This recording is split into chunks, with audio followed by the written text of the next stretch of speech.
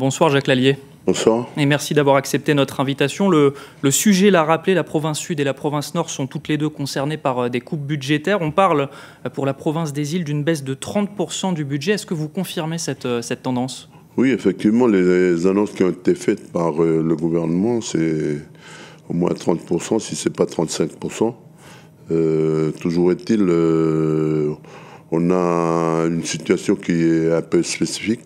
Tout ce qui concerne tout ce qui est développement économique, ce ne sont pas les entreprises privées, ce sont d'abord à 70% les entreprises qui sont relayées par la province et notamment à travers la SEM-SODIL. Et donc, quand la province est en difficulté, les entreprises qu'elle pilote sont en difficulté. Mais en tout cas, on a quand même, j'ai toujours dit que je ne veux pas me coucher par rapport à une situation donnée.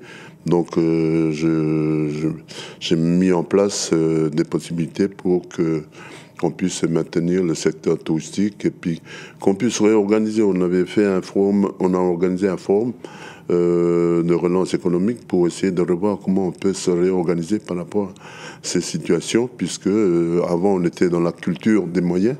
Aujourd'hui, il faut qu'on reste dans la culture des objectifs avec une recherche de possibilités, de partenariats pour nous sortir de cette situation. Alors justement, est-ce que vous avez déjà identifié les secteurs dans lesquels vous effectuerez des coupes ? Est-ce que vous avez déjà des mesures en tête ?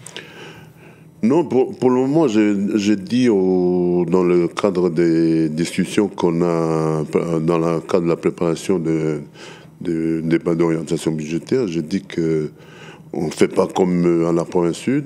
Nous, on essaye de travailler pour donner de l'espoir, donner de la perspective, et on gérera au fur et à mesure. Il y a des décisions modificatives qui nous permettront de corriger.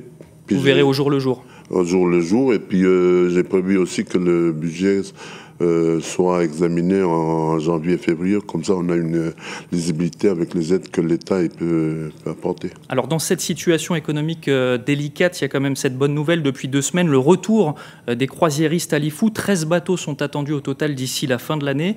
Est-ce que vous avez aussi de la visibilité sur l'année prochaine ?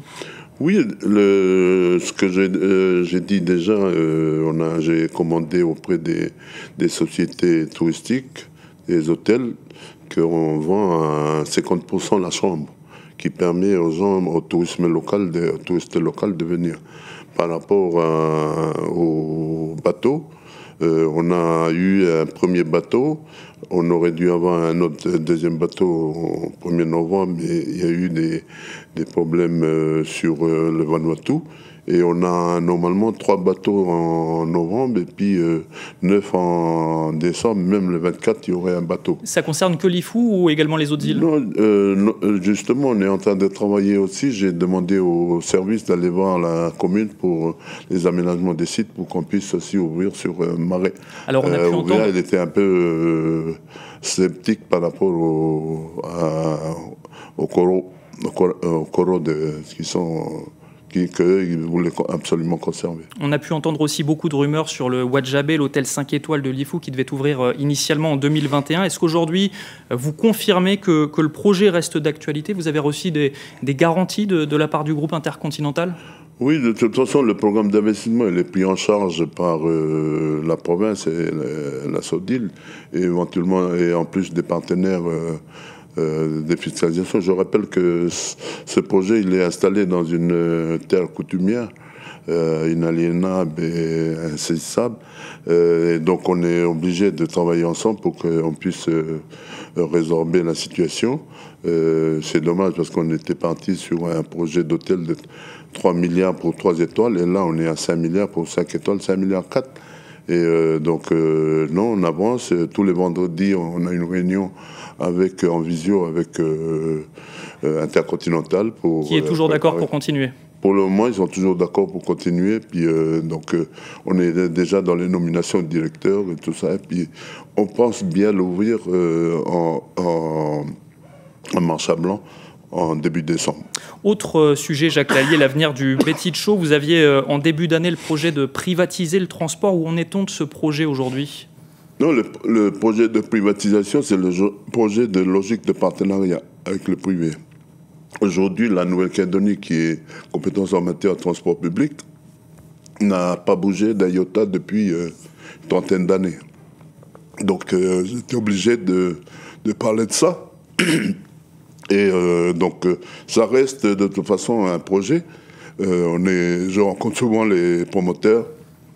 Et aujourd'hui, le gouvernement voudrait aussi savoir qu'est-ce qu'il peut faire. Mais en tout cas, moi, je ne peux pas vendre des t-shirts comme ça pour gratuitement, quoi. Il faudra que, parce que ça fait quand même 30 ans que la province paye la compétence. On a d'autres compétences comme l'aide médicale, comme les VIA, où la province joue les trésoriers de la Nouvelle-Calédonie. Donc ça, on avait des conventions comme ça quand on était bien. Aujourd'hui, j'ai dénoncé la convention qui concerne les VIA. J'ai prolongé à 62 ans, puisque pour moi, 62 ans, c'est encore jeune.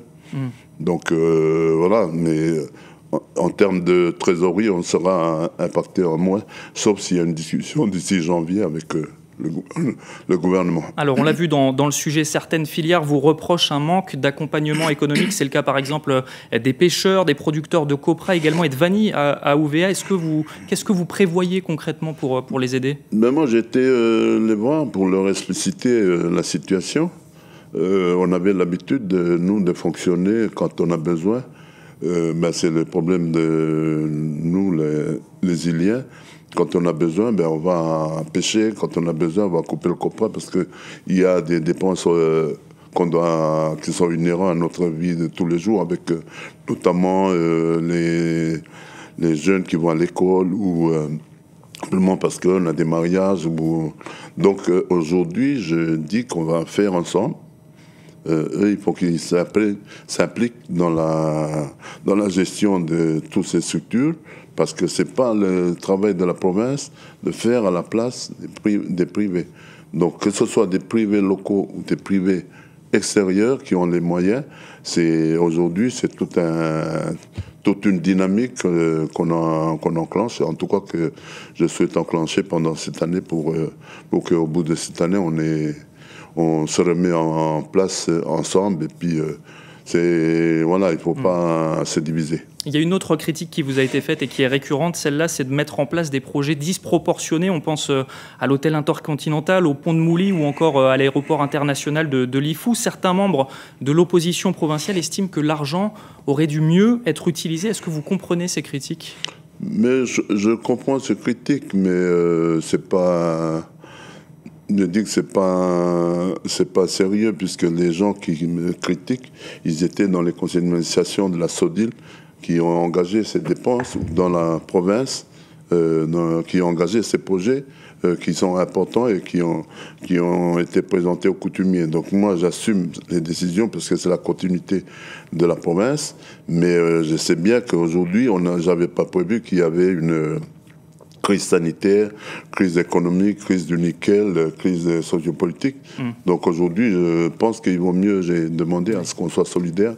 C'était pas rentré dans le schéma. Jacques Lallier, l'actualité, c'est aussi l'avenir institutionnel du territoire. La mission de concertation et de dialogue arrivera la semaine prochaine avec à sa tête les présidents des deux chambres. Qu'attendez-vous concrètement de cette visite? Moi, je note que le président du Sénat a été un gaulliste. Gérard Larcher? Oui, c'est un gaulliste, et quand on a eu un gaulliste qui était ministre de la Calédonie, il avait proposé une indépendance association.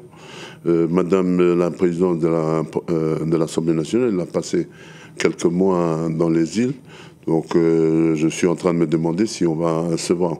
En tout cas, je leur dirai qu'il n'y a pas de... Et je dis aussi à nos collègues qui sont en face qu'il n'y a pas d'issue de sortie sans prise en compte de la revendication kanak, c'est-à-dire sans résoudre la problématique de contentieux entre le pays colonisateur et le pays colonisé. On n'est pas contre la France, on veut simplement changer un peu les rapports. Et donc, messieurs Pisani, avant, il proposait l'indépendance association.